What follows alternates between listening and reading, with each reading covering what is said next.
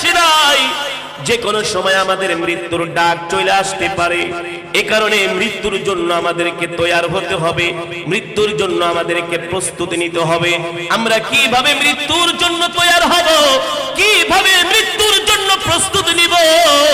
এমন একটা লম্বা পথ যেখানে আমরা কোনো রাস্তাঘাট চিনি না, যেখানে কোনোদিন আমরা কোনোদিন যাইও নাই, ওই শহর সম্বন্ধে আমাদের কোনো ধারণাও নাই, ওই জায়গা সম্বন্ধে আমাদের কোনো ধারণাও নাই। ওই কবর এমন এক ঘর যেখানে নাই কোনো বাতি, যেখানে নাই কোনো সাথী। এই কারণেই তো আল্লাহর নবীর সাহাবী আমিরুল মুমিনিন খলিফাতুল মুসলিমিন হযরত ওমর আযম ওমর ফারুক রাদিয়াল্লাহু তাআলা আনহু যখন রাস্তা দিয়ে হেঁটে যেতেন, কোন মানুষ যদি কবর খনন করত, হযরত ওমর ওই কবরের মধ্যে যায় শুয়ে পড়তেন আর আর্তনাদ করতেন, বিলাপ করে করে বলতেন, হায় রে কবর, তুই এমন এক ঘর যেখানে নাই কোনো বাতি, নাই কোনো সাথী। হায় রে কবর, তুই হচ্ছস একজন মুমিনের জন্য প্রথম ঘাটি, তোর থেকে যদি কেউ মুক্তি পাওয়া যায় তার জন্য জান্নাতের পথ সহজ হয়ে যায়। ঠিক কিনা বলেন? হযরত ওমর এভাবে করে কান্নাকাটি করত মৃত্যুর ভয়ে। আর আজকে আমরা মৃত্যুর কথা একেবারে ভুলে গিয়েছি। আমাদের কথাবার্তা, চাল চলন, আচার আচরণ দেখলে মনে হয় আমরা কোনোদিন মরবো না, হ্যাঁ, কোনোদিন মরবো না। মসজিদের মিনার থেকে মুয়াজ্জিন আযান দেয়, হাইয়া আলাস সালাহ, নামাজের দিকে আসো, হাইয়া আলাল ফালাহ, কল্যাণের দিকে আসো। আমরা আজান শুনে মসজিদে না যায় ঘাড় বেঁকা করে দোকানে বৈশা বৈশা আমরা বাংলা সিনেমা দেখি। আছে কি আছে না? কারণে আল্লাহ রাব্বুল আলামিন কোরআনে কারীমের মধ্যে বারবার আল্লাহ তাআলা আমাদেরকে বলতেছেন, ও বান্দারা, দুনিয়ার পিছনে ছুটো না, দুনিয়া তোমাদের কোনো কাজে আসবে না। ইয়াউমা ইয়াফিরুল মারউ মিন আখিহি ওয়া উম্মিহি ওয়া আবিহি ওয়া সাহিবাতিহি ওয়া বানিহি। হাসরের মাঠে সন্তান বাবার পরিচয় দিবে না, বাবা সন্তানের পরিচয় দিবে না, স্বামী স্ত্রীর পরিচয় দিবে না, স্ত্রী স্বামীর পরিচয় দিবে না। কার জন্য এত টাকা পয়সা অর্থবিত্ত আমরা কামাই করি? হাসরের ময়দানে কেউ কারো পরিচয় দিবে না, কেউ কারো হিসাব হাসরের ময়দানে দিবে না। নিজের হিসাব নিজেকেই আল্লাহর কাছে দিতে হবে। ঠিক কিনা বলেন? ইয়াউমা লা ইয়ানফাউ মালু ওয়ালা বানুন, তোমার সম্পদ, তোমার সন্তান সন্ততি কোনো কাজে আসবে না। ঠিক কিনা বলেন? হাসরের মাঠে তোমাকে কে বাঁচাতে পারবে? হাসরের মাঠে তোমাকে একমাত্র তোমার নেক আমল বাঁচাতে পারবে, আল্লাহর রহমত তোমাকে বাঁচাতে পারবে। তুমি যদি আল্লাহর সাথে সম্পর্ক করতে পারো, হাসরের মাঠে আল্লাহ, আল্লাহ রাসূল তোমাকে বাঁচাইতে পারবে। ঠিক কিনা বলেন? এই কারণেই তো হাদিসের মধ্যে এসেছে, আল্লাহর নবী বলেছেন, ইযা উদিআল মাইয়িতু ফি কবরিহি জাআল কুরআনু ইনদা রাসিহি। এই দুনিয়ার জমিনে কোন মুমিন, কোন মুসলমান যদি আল্লাহর কোরআনের সাথে সম্পর্ক রাখে, আল্লাহর কোরআনকে ভালোবাসে, আল্লাহর কোরআনকে মহব্বত করে, আপনি আমি যখন ইন্তেকাল করব, সন্তানেরা আমার জন্য বাবা বাবা করে কান্নাকাটি করবে, স্ত্রী ঘরের পাশ থেকে দাঁড়ায়া দাঁড়ায়া স্বামী স্বামী বলে চিৎকার করবে, আপনার মা সন্তান সন্তান বলে চিৎকার করবে। যতই কান্নাকাটি করুক না কেন, যতই মায়া দেখুক না কেন, ওই অন্ধকার কবরে কেউ আমার সাথে আপনার সাথে যেতে পারবে না। পারবে? জোরে বলেন। অথচ আল্লাহর নবী কি বলছেন? ইযা উদিআল মাইয়িতু ফি কবরিহি জাআল কুরআনু ইনদা রাসিহি। একটু আগে আমি আপনাদেরকে যে কোরআন থেকে তেলাওয়াত করে শোনাইলাম, আল্লাহু আকবার, নবীজি বলছেন, তোমরা যদি এই কোরআনের সাথে সম্পর্ক রাখো, এই কোরআনকে ভালোবাসো, তুমি যখন ইন্তেকাল করবা, তোমাকে যখন জনমের গোসল দেওয়াই দিবে, শেষ গোসল দিয়া যখন তোমাকে খাটিয়ার মধ্যে উঠাবে, জানাজার নামাজ পড়ায়া তোমাকে গোরস্থানের দিকে একেবারে শেষ যাত্রা, আর কোনদিন ফিরে আসতে পারবা না, আর কোনদিন ফিরে আসা যাবে না। লাশটা তোমার কবরের পাশে রাখা হবে,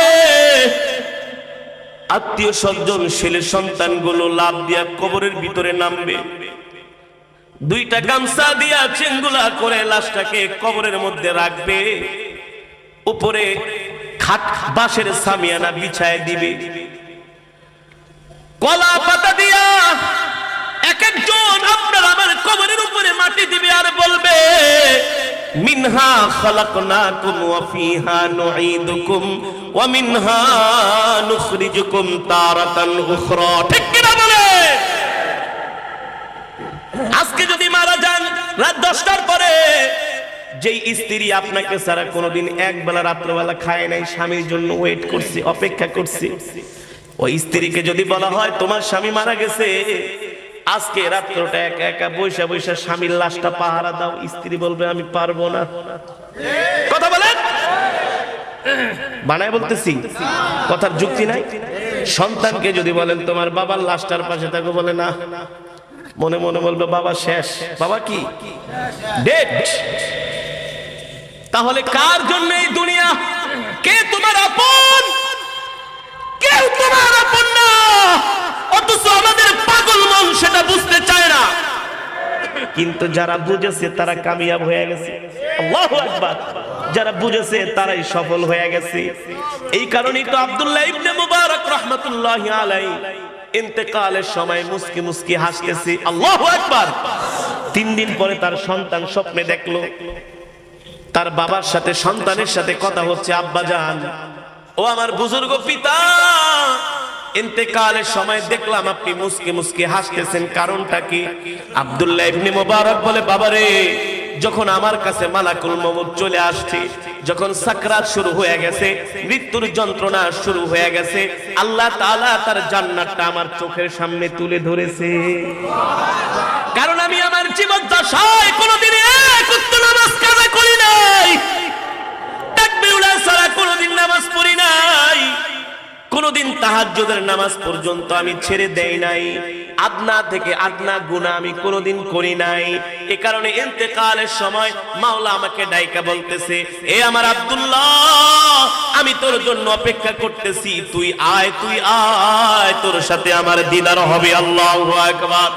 আব্দুল্লাহ রে, শীতের দিনে ঠান্ডা পানি দিয়া তাহাজ্জুদের সময় ওযু করে তাহাজ্জুদে দাঁড়ায় গেছস, ঘুমাস নাই, তোর প্রতিদান হিসাবে আমি আল্লাহ তোর জন্য জান্নাতটা রেডি করে রেখেছি।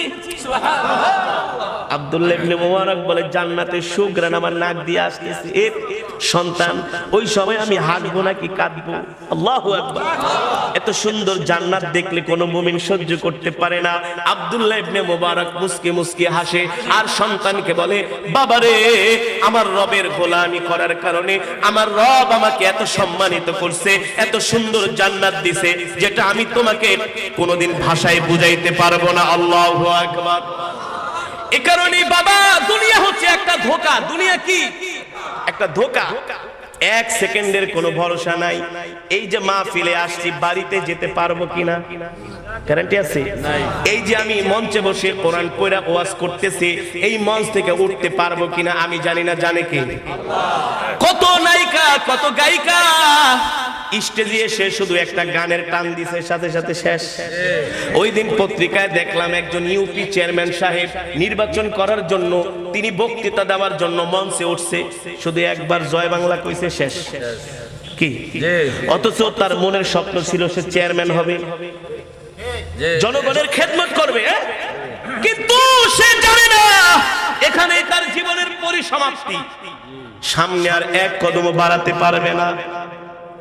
এই কারণে বাবা, আমরা কিসের পিছনে ছুটতেছি, কার পিছনে আমরা ঘুরতেছি? আসলে আমরা যাদেরকে আপন মনে করতেছি, কেউ আমাদের আপন না, সবাই পর। একমাত্র আপন হলো আল্লাহ তাআলা। ঠিক কি না বলে? আপন কে? আরো আসতে বলেন, আপন কে? আল্লাহ। এই কারণে আল্লাহর নবী বলেন, ইদা উদিআল মাইয়িতু ফি কবরিহি জাআল কুরআনু ইনদা রাসিহি।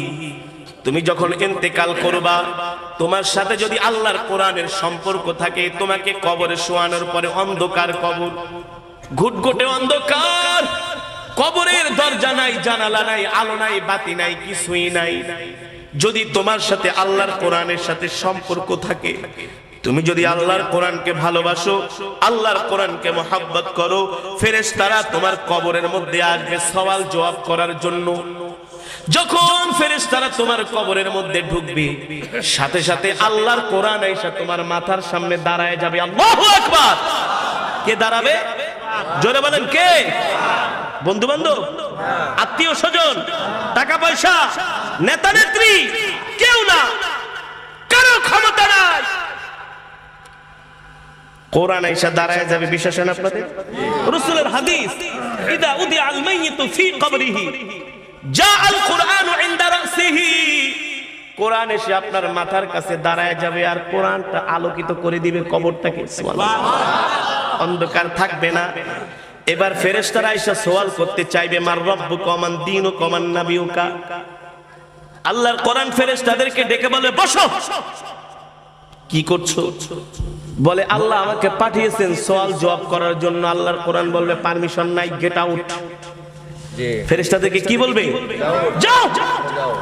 আল্লাহর কোরআন বলে, এটা আবার কে? এত বড় ক্ষমতা? আল্লাহু আকবার। জোরে বলেন আল্লাহু আকবার।